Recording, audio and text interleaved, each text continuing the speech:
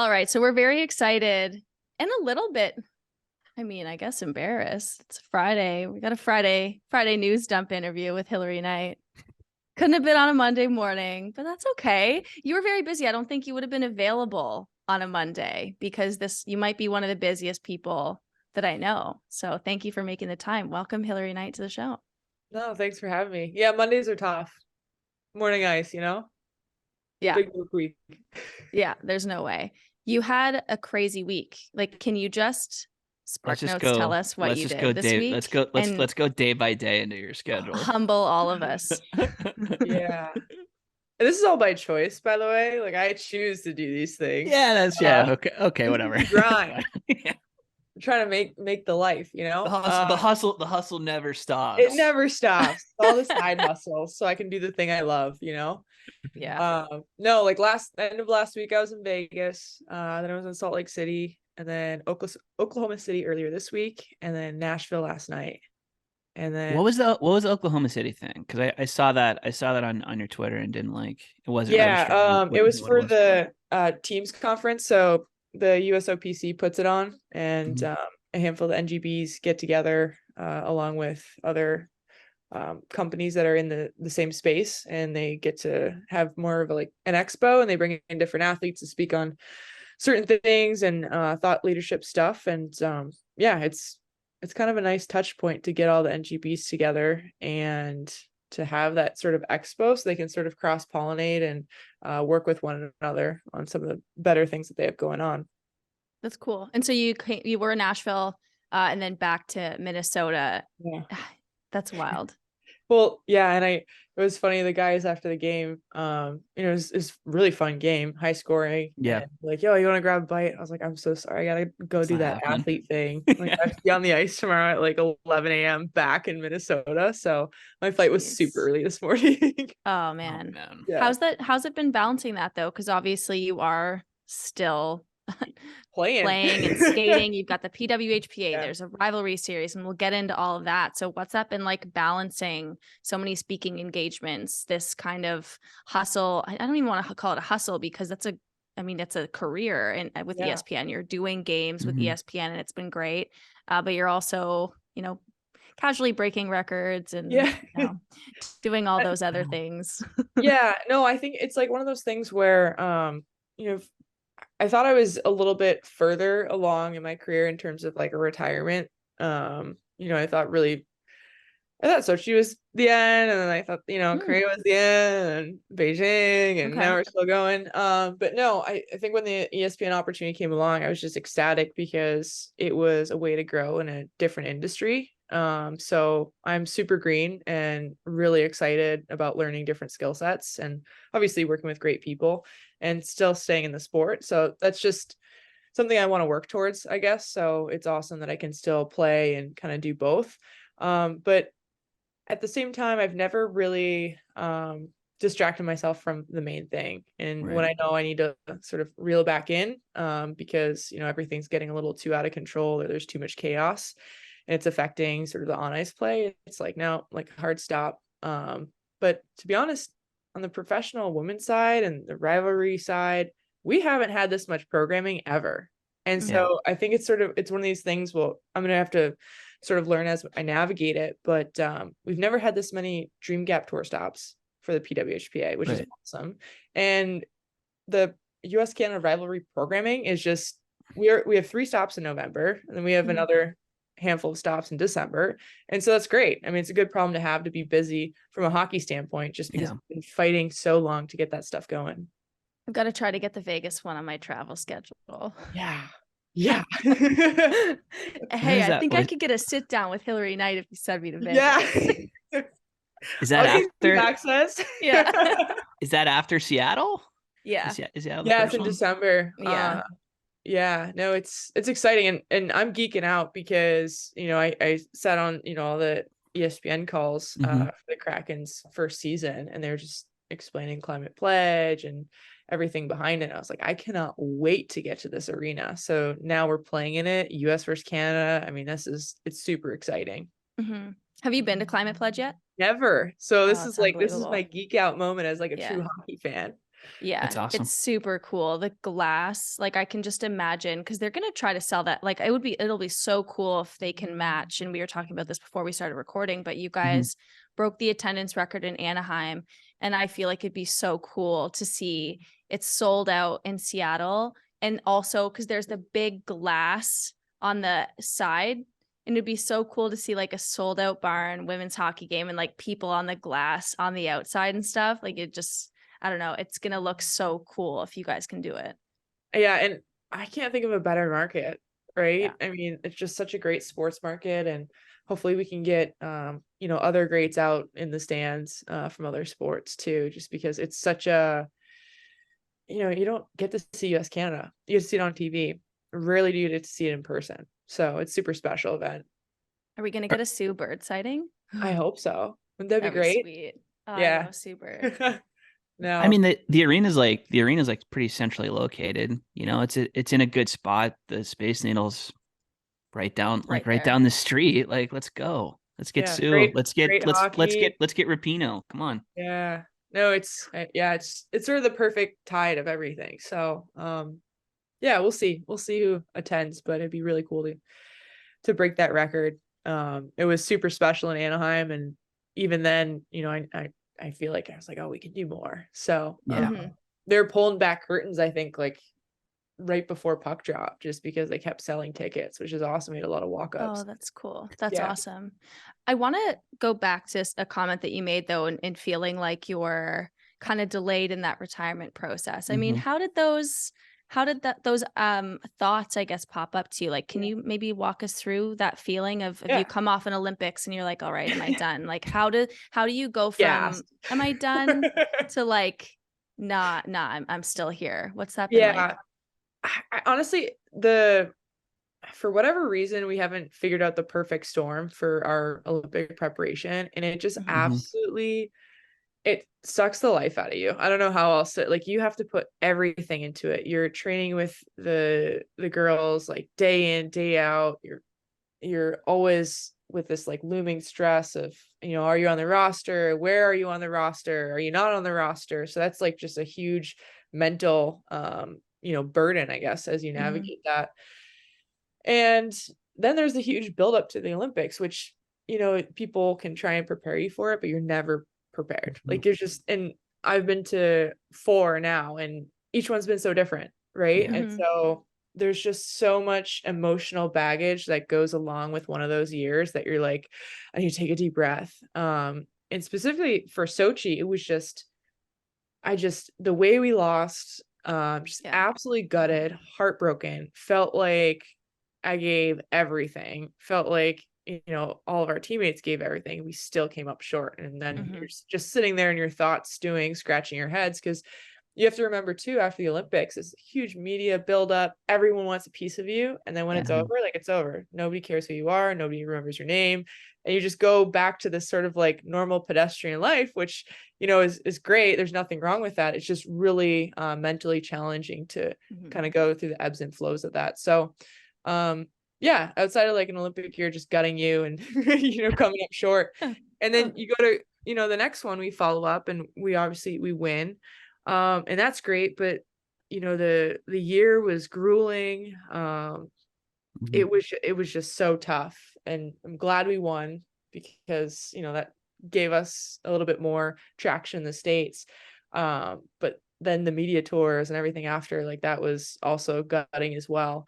And so you want to go out on top too, right? So you're like, all right, well, maybe this is the moment. But you also, from like a competitor standpoint and just the love of the room and the girls that are in the program, you want to go to battle with them again. Like, it's just like, that's what gets you out of bed in the morning. You can still compete as long as I can still keep up and continue to make plays and score goals and do all that fun stuff. Why not do it? And yeah, so I think it's just sort of led me to here. And then Beijing, it was weird. Beijing was so weird. It seemed that way. Just like throw it in the trash, And I don't say that just because we lost. It's just not being able to have like the same experience of friends and family. It just felt so desolate, and I just didn't like that. And so I really like the young group that we have too. And it's just, there's so much fun to be around. So as long as I love it, I can keep contributing in some fashion, why not go? So Yeah. this sounds like someone who wants to be on the 2026 roster. Right? Right? Like, it's tough. It's tough staying healthy. I mean, yeah.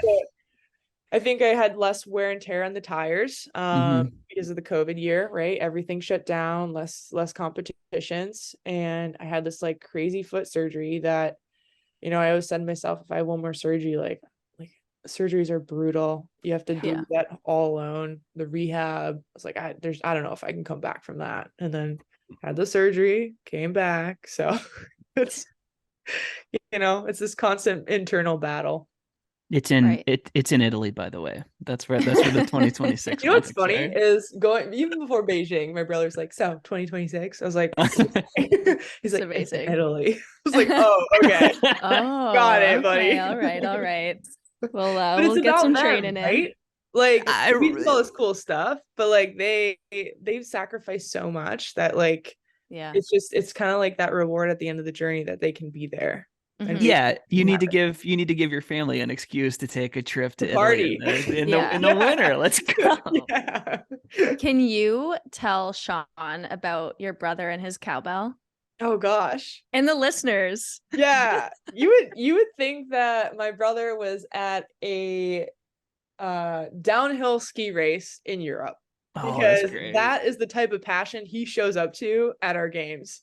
And especially when we're in like smaller venues too, like he is hard to miss. Not only is like 6'6", 6'7", but he's just loud the entire time. He gets his beers and then he's just going. Oh, that's awesome. It's amazing. So I was at the World Championships and your family stands out because they're all very tall, and it was like a small arena. It's not a ton of people for some of the games by the end when all the family showed up, but I could hear the cowbell and I look over and it's like a very tall family. And I was with Melissa and she's like, oh, that's Hilary's brother. I was like, okay. I need to get him a custom cowbell, I think. Yes. So. Does he not have one? Is he just going to the dollar store and picking one up? No, I don't know what he does, but it's funny because all the jerseys they're wearing, like I think those are, I either got them like a bunch of Christmases ago, so I think they're like too small, or they're actually like game worn jerseys. So, okay. Oh man, he's just rocking like a short jersey. It might. I didn't notice that. There might be enough space up on the arms, but it's gonna be that's belly. He's 6'6". That's a belly shirt, dude. Yeah. He's wild. I mean, when we were in Korea and a bunch of us like sort of snuck out of the village because we weren't allowed to do anything. We went to the US-Russia game. I think it was US-Russia. Yeah. And so like Russia's got all their chants. Olympic athletes of Russia. They have like their choreographed chants and whatever. And then it's just like the Knight family on the side. Just be like, you guys are. It's amazing. Yeah. So that's the next story idea is I have to sit down and actually just like watch a Canada USA game with your brother. How has that not happened yet? Oh I mean, we need to put a filter on him. No, I'll make sure he's all, we can type swear words on the F5. We're fine. We're good. There we go. Perfect. Like, is that how much of that whole you mentioned the village experience and all that, obviously 2022 out the window. Like, is that part of the calculus for you? Like, you're like, I want to do this another time and do it right and actually go out in a way in an Olympics that's an Olympics, not just whatever the version that you had to deal with over the winter was. Do you think about that at all? Yeah, definitely a little bit. A lot of conversations with sort of our, veterans too. And the other thing is you've been like, I've sort of seen different like generations, I guess, among the team. Right. And so this last one, I'm like, guys, like, you can go too. Like, let's go, let's sign up again because, you just grow up with these people and they become your family. And, you also envision yourself doing it a certain way. You obviously want to win, but you want to do it with certain people. And so, as long as those guys are still going, like I'm going, so. How have you seen the kind of post-Olympic attention change? Because I know you mentioned in Sochi, it kind of just dies and that kind of come down is is not great. How have you kind of seen the way that people engage with and talk about women's hockey change over the last 8 years, I guess? Yeah, I'd say it's changed most recently since Beijing. I was actually just talking about this earlier today. So I was a little disappointed after 2018 because we had this like storybook ending of everything we accomplished off ice, everything we did on ice, and then not only is it regular time, overtime, then it's a shootout. You know, it's just like one of those crazy games for the ages. And we did our little like media tour afterwards that we pushed really hard for as players. Because I feel like we're always like, let's get hockey forward, let's get women's hockey forward. And then it kind of just died again. And you're like, what the heck? Like, what else do we need to do? And I don't know if we were just like naive and thinking like if we win, then this. Score more bangers in the shootout. I don't know. I know, right? It's just like, oh my goodness. So it's like, do we have to get out there, do the Zegras like in the regulation? Like, I don't know. So yeah, it was just kind of disappointing. And so it's like, okay, you know, how do we really make sort of this like transformational impact in sport? And really I've been scratching my head, and I think outside of our viewership numbers at the Olympics which were extremely encouraging, you know, I think that length needs to be made at the professional level, which is exciting because of everything we're doing. Yeah, I mean, can you kind of talk about what's going on with the PWHPA? I know, I mean, I had a story come out on The Athletic last week just about how there's this sense of optimism and where maybe externally people are wondering what's taking so long. I thought we were going to have something yet. But internally there's this like excitement and optimism, and the work kind of continues behind the scenes every day. So what can you tell us about the PWHPA right now?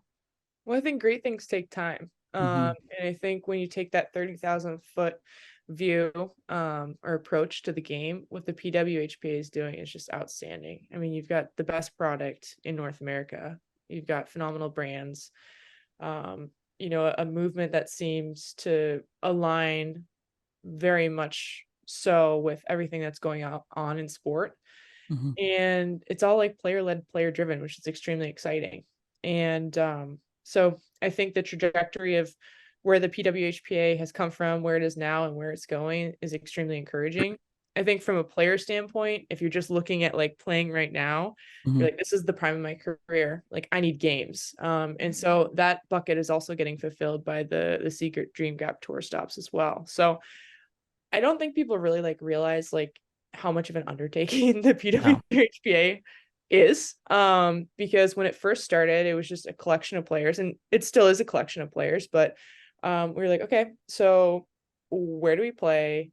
You know, how do we insure players? How do we sell tickets? How much do we sell tickets for? Who's manning the gates? You know, how do we get officials? What is like all these little things that go into the final product you see of a game, we had to worry about, and we had to shoulder and figure out how to problem solve and put it all together. So that's how it started, and where it's grown in like such short amount of time is incredible. I think we would be a perfect case study for any startup. I honestly look at the way you guys do things. It's like watching a DIY punk band or something, where it's like the people who are in the band are also the ones that are like printing the flyers and booking the venues and marketing the show and whatever. It's a one-stop shop. And it's great, right? Because like we're actually like making progress. Like we are dictating the change we want to see, which is awesome. And I'm hoping that, you know, soon we will get to a point where players don't have to shoulder anything and they can just show up and play. And like, that's the goal. That's the end game. And, you know, I'm encouraged where we are. Yeah. Like when you look at the Dream Gap Tour and how even from the last one, like year over year, it seems like we're seeing growth, and there's more dates, and there's, you know, they're tweaking the formula, right? I know Hailey wrote pretty extensively about how things have changed this year versus last. To me, from the outside, I look at that and I feel more encouraged over what that means for how a PWHPA league will be run, because you have this experience where you're building something from the ground up, and, you know, kind of, you know, making it increasing the scope and the scale year over year. Is that the way you take it too? Or this is like, in a way, kind of like a learning experience for the way the league can and should be run? Yeah, I think it's a bit of both. And I also think that, aligning with the right partners has been pivotal for us. And then also brands who have just aligned with our mission and what we're trying to accomplish. And granted, we're really Canadian heavy, in terms of, that support, but I don't think it's going to be long, until we gotta fix that. We gotta fix that. Yeah. Okay, that's good. Yeah. No, but I mean, it's a big thing. Like there's a ton of untapped potential here in the US. So I think that's what's extremely encouraging about things is, when brands have an opportunity to get involved, they're going to be involved in a significant way. I mean, I'm in Pittsburgh. I'm psyched for Thanksgiving weekend. Let's go. Yeah. That seems like it's going to be fun. Have you? So we're going to see Canada and U.S. players on the same roster. I know that it's you guys crazy. I know that you've done a lot. I know you've done a lot. Sean about and I this hosting a podcast together. I know that you've done a lot about this on social, but like, how's that gonna work? Let's go. Yeah. Well, first off, I'm excited about Pittsburgh because last time we played Pittsburgh is post-Olympic. It's the first time we've ever had programming post-Olympics, to my knowledge, or since I've been around, and that was exciting. I think we had like 2 weeks to sell that event, and so considering that lead up, phenomenal. I was supposed to be there. Side note, I was so pissed and then I got COVID. What the heck? Yeah, I remember that. Literally getting my COVID test to fly to Pittsburgh the next morning, and I was so excited because it looked like it was such a good event. Well, it was like, ma'am, you need to come in here and put a mask on and go home. I was like, oh. Well, that was like a total lose too, because I didn't get credentialed for it. Like I made other work plans, so I was gone, and it all happened so quick that like neither of us ended up being there. So it was a bummer. I was upset, but sorry, Hilary, continue. No, it was a very good event. I was sad. Yeah. No, so we're returning there, which is awesome. I forgot what you even asked me before that. That's my bad. Oh no, playing with being on a roster with Canadian players finally. Like that's like that's what I'm talking about, right? Like this is but you guys are finding like new and different ways and twists to add to the gap to make it fresh and different, and like kind of taking those, filling that the role. Yeah.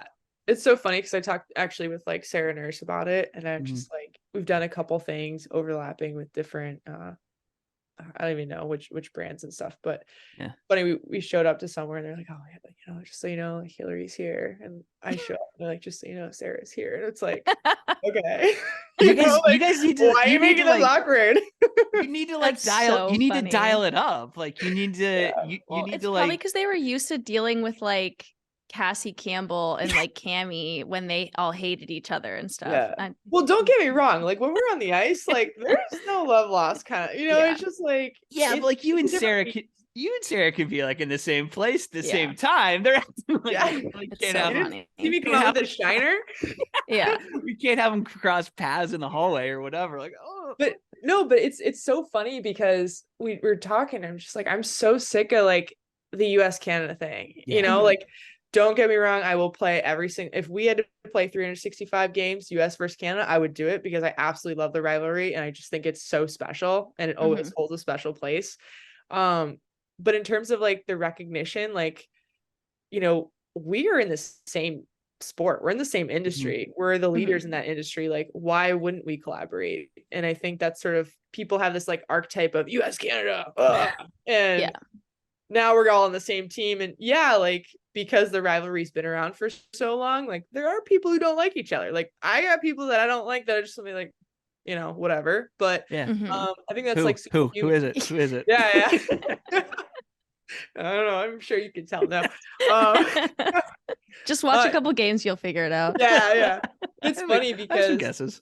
There's like a I don't know, we were making like a TikTok or something, and like, I don't know what to say. And it was just funny having all of us try and figure it out because we've been so like US Canada.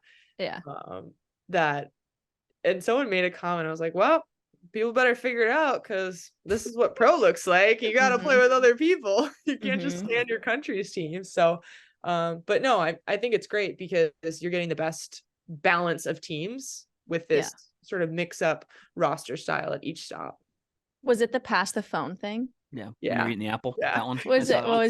What was it? I'm passing the phone to someone who has 2 first names. Yeah. I was like, oh, and it's funny because I played up there, so I know some of the girls a little bit better. And if you played in college or university, like you know that. But I told Mash, I was like, haha, look, I did 2 first names. And she goes, wait, what did she say? She's like, oh, Laura Stacy. I was like, no, but that's a good one too. Yeah. No, the other one. No. Yeah. I was like, the other one with the Mary Philippe. Like, yeah. Come on. Like, shoot, there's two first names. How do you respond to Jill Saulnier saying your cage is way too big for your helmet? No, I haven't. It's 100% is. Like, I wear a medium-sized helmet. Like, my cage is a large. You know, I like the hang. I don't know. Okay? Yeah, is that always? Have you always done that? They don't make that cage anymore, I guess, is what I've been told. So you gotta keep it. Have you guys? Have you seen anybody reap the benefits of the new gear? I know a lot of the girls were talking about. Goalies? No, yeah.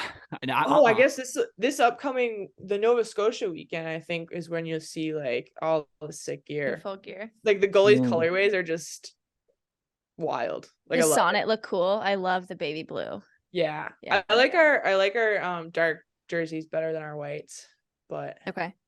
Ooh, I love that. No, Nick's pads look sick. Yeah. So Hensley. Yeah. Sweet. Oh, I can't wait. I walked in one day and I go, what the? I was like, oh, gear, like cool. Oh, that's sweet. But no, it's been awesome. And you know how expensive hockey is. Yeah. Like, not only is it ice time, but like the equipment is just ridiculous. So you know, other women who are involved who aren't necessarily on the national team to be able to get like a full set of gear, like that's awesome. So I hope that continues to grow. One of the things that when I was writing the story, I was talking to Liz Knox, and she was telling me like Kristen Richards, you know, the CCM came and they were doing the distribution, and Kristen was kind of like, yeah, this the stick I use, like I'll just get the exact same one. And because they're taking like, let's say Kristen uses she was using a Bauer or whatever, and then CCM was giving her like their comparable stick, and she didn't realize that she was getting like an amateur grade gear because she's like, this is just what I use. And then CCM was like, do you want the pro grade? Like, do you want a nicer stick than this? Because we have it. And she had no idea because she just never had access to like pro grade level equipment. So it's crazy because people don't even realize like that's a whole separate side of the hockey equipment. It's not retail stuff. Like she had no clue. I actually had one of my teammates was using like what was it, like 112 flex or 110? What were those numbers? And she didn't know because she never like, you know, you grow up, you just get given a stick. Yeah, she was going she didn't even know what flex to use, like what would be best for her. She just thought that was normal, and then she saw everyone else's sticks. And this is like an Olympic year, finally realizing she's like, oh, like people don't use that, and we just started all laughing. Snap it back on a face-off, like my flex is all messed up. Yeah, because you just went and bought something off the rack at like Dick's or Sport Check or something. Like, but that's the thing is like the women's game is so untapped. Yeah, that's a national team player, right? And that's like years ago, but that's a national team player. Like that's how untapped the women's market is. So once we get dialed in with the gear and everything else, like it's crazy where this sport can go. What flex do you use on your stick? 87. 87? Yeah. Okay, so Elias Lindholm uses a 70. I've tried going lower and I just can't. Like I like to be able to like shoot from everywhere in the zone instead of just like crack it off a rush. Yeah. Because I do little like birdies when it gets in the 70s. I'm like, it's so annoying. It's so much fun to flex an 80 plus stick. I think Kessel, I think he uses 65. Super low.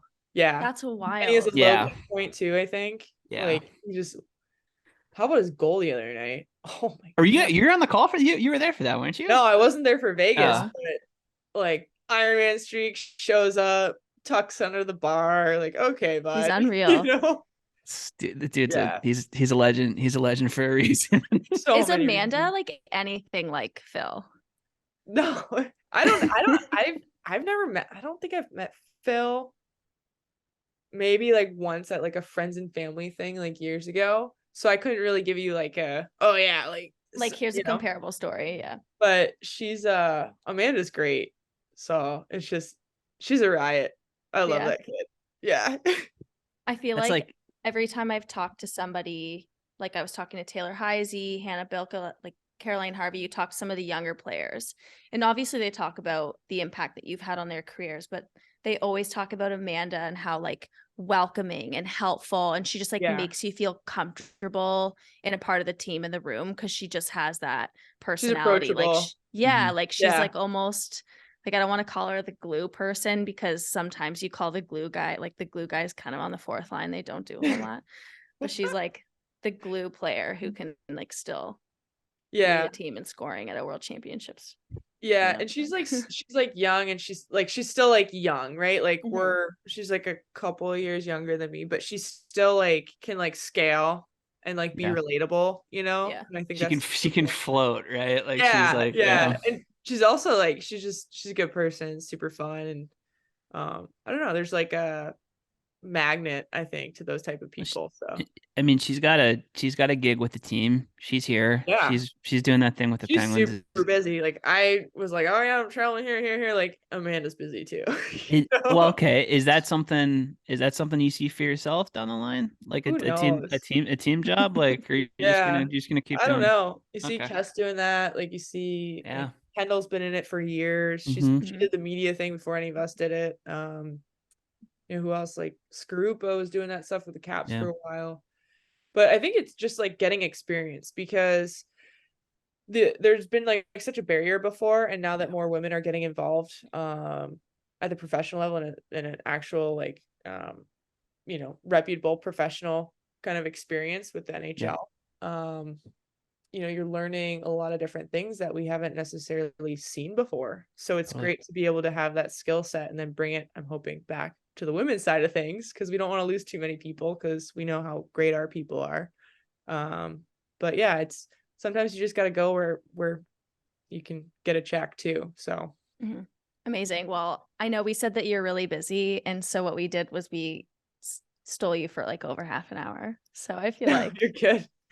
This is Friday. Like I'm just so happy I'm done with training. I was gonna go for a bike later, but it's cold, so I might use that excuse not to get. Yeah, that's perfect, because it's gonna be like dark in an hour and a half now, because that's like where that's like where we are on the calendar. It's just terrible, because I'm like scared of the dark, and now like being a homeowner, I'm like with all decorations. Dude, my neighbors are lit. They have like things hanging and stuff, and they're like blowing in the wind. I'm like, oh no, I couldn't do that. Whenever I go visit my parents, I'm like watching TV, and their couch is like right next to a bunch of windows. And I was like watching like Pretty Little Liars or something stupid. And I was like so terrified. That'll get you. So I had to like close the blinds and lock the doors, and I was like, oh. Have you seen The Watcher?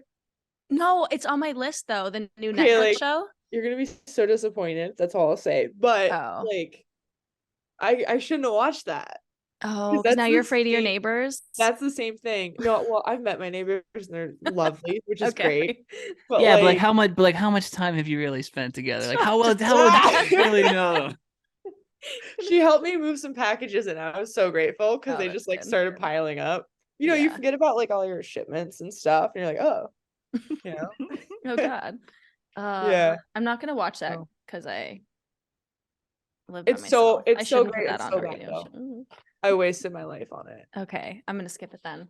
Yeah, perfect. But it was trending, so I was like, I gotta like find time to watch this in between hockey games. So you gotta watch Barbarian on HBO Max. That's like the Halloween movie of the weekend. It's everybody's going ballistic for it. That's what's trending. That's what people are gonna be talking about in a day or two. Is Barbarian? I'm telling you. I'm gonna watch Pretty Little Liars again. Yeah. Stupid binge show. Great. Yeah. Okay. Before we let you go, this was something we said that we needed to do on the show, and then go on your bike ride or don't. We are not going to judge you, because I am not going to do anything. This is travel pet peeves corner with Hilary Knight. Oh gosh. It's travel yellow cards. It's not travel pet yellow peeves. cards. That was a tweet. I can start. Here's my massive yellow card. I was flying back. I was at Copenhagen, like airport, flying back from Women's World Championships. I have never had more people like literally trying to walk in front of me in the security line, like butting in front of me. And I was like, and I just keep looking back. I was like, what's happening right now? Like, we're all in line. It's busy. They were so mean. And somebody walked in front of me in the check-in counter because I didn't like walk up quick enough. And he just like walked in front of me. And I was like, sir, sir, what's happening? Pardon me. I've never been more angry in my life than when I was flying home from Copenhagen from just all the people and security. Like, I thought we were going to miss our flight. That was a busy airport. I did something. Left so early. I like kept going up to the people wearing the coats like that work for there. I was like, we're gonna miss our flight. Like, can you just help us line jump? So they like actually line jumped us, which would never happen in North America. The people at the security line did. Oh yeah, we went all the way to the front. Man. What we thought it was you that butted in front of me. No, yeah, it was us. No, and so we got to the front, which we thought was the front, and then it kept going like around. There was like 5 different lines at that airport. I was like, what? How do people fly these days? Like, how early we get in the airport? I got there 3 hours early because I saw online how horrific it was. That's insane. And the hockey bags, you never know. Yeah. Are they oversized? Are they going regular? Like, that's tough. I can pack it pretty tight. Like, just put it down the normal, like, shoot, you know? Yeah. But yeah, I don't know. Traveling's it's become a different. I think my main thing is just like people who are rude. Yeah. You know?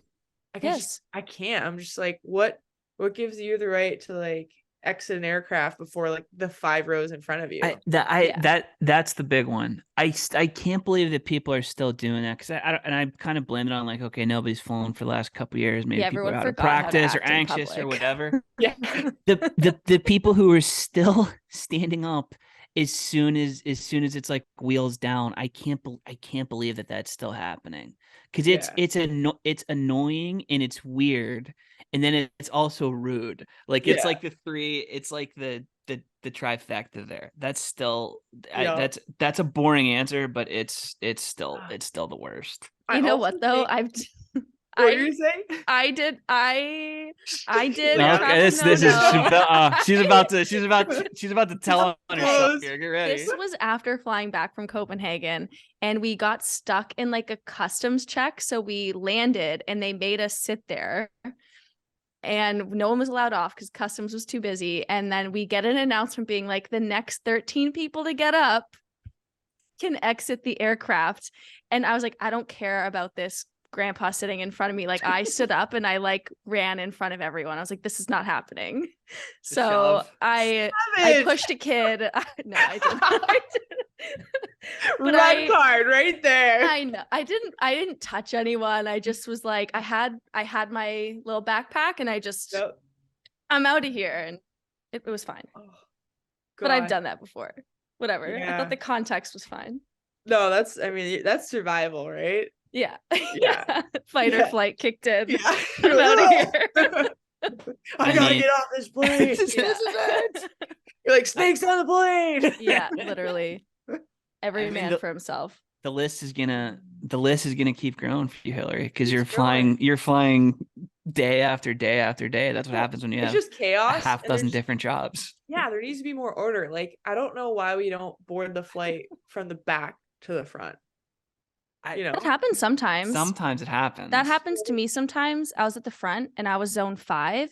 Yeah. And I was like, okay, that makes sense. You know what? However, people put their bags in your spot. That's the thing. Yeah. But you should only be allowed to put your bag above your seat.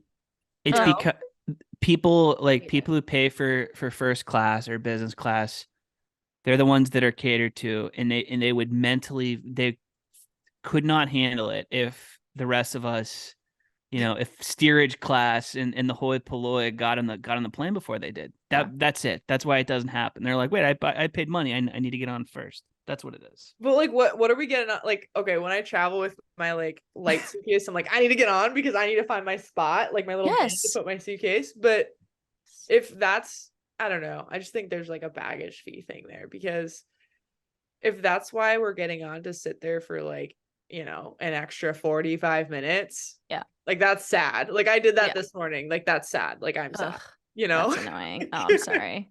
I had to sit middle too. And I was like, oh, But I did see something. There's like middle seat gets 2 armrests. I don't know how you guys feel about that, because before I was like, no, but after saying the middle, I spread so big. I'm like, I put my hood up. I'm like, I am going to just like. And put your headphones in so nobody can ask you to move. Yep. And you know what? I think that's the you move. guys on either side, nobody touched me. They're like, I respect that, you know? Yeah, I think that's basically the way that it goes. Because I fly Southwest a lot too. Because Southwest is the main. It's got most of the flights out of Pittsburgh. So whatever. Yeah. There's pros and cons to that. So yeah, I've come around on the middle seat thing, because everybody's in the same boat. Like you got to it's like riding the bus half the time on Southwest, honestly. So yeah, you can have. That's a survival of the fittest thing. You can have both armrests. Don't book the middle seat if you're not going to fight for your armrest. Right. And then I also like just got bodied up by the drink cart the other day, and I was just like, I was sitting out, so I was like, a flight attendant fully elbowed me in the head once, and I was just like, "Are you going to apologize?" It's full on like they just act like they haven't nothing happened. I was like, that was my face, but that's okay. it's like in The Wedding Singer, whenever Drew Barry with Sandler and Drew Barrymore, whenever she gets her elbows crushed by the drink cart, that's what happened to Hillary. Yeah. Kaboom. Man. Nobody pays any attention. Yeah. Elevator doors out, drink cart in. Let's go. Absolutely amazing. Okay. All right. Thank you so much, Hilary. This was great. We really appreciate you coming on the show. This is our regular segment now, is check in and see how your flight's going. This is there's been travel yellow cards with Hilary. All right. Yeah. I should actually travel around with them, just like give it to people. Yeah. Oh my God, that'd be so funny. Local restaurant. You laminate it, then make them give it back to you. I don't need a bag. Like you can't sit with the disappointment. It's like when you pass somebody, you should autograph them. They just do one of these, like like you're sitting in that. What if you like autograph them? So it'll be like this. that's like finding Tom Brady's ball on another hole. Like yeah. You know? Dude, Hilary Knight just gave me a yellow card. I don't know what this means. Yeah, sorry, buddy. You stood up in the aisle way too early. Congratulations. Here's an autograph. Well, in all seriousness though, a local restaurant, because there's been like the working, like return to work, we don't have enough staff, like the same issue everyone's got. And people are just like, as you said earlier, like they forgot how to act like out of COVID, or I guess out of lockdown. Totally. So this local restaurant was giving out yellow cards. Oh my God. Oh my God. I'm so sorry. Yeah. Window cleaners. Yeah. Okay. That guy was in the back at the start. I didn't even want to. Hilary, didn't tell me there's a no, absolutely not. I don't want to bring it up, Hilary. You saw those guys earlier, right? Oh my God, I'm so sorry. I knew she was what you were saying. No. I knew she was gonna freak out as soon as we pointed it out. So I was like, I'm just not. You're just gonna leave it, I hope they're done by the time we're done talking. Your windows look great though. Yeah, that's great. Very primo, looking good. But yeah, I know this restaurant started handing them out because people are so rude, and I was like, that's a great idea. I love that. It's just perfect. That's the inspiration. Yeah. So, all right. But thanks, guys. Have a great weekend. Thank you.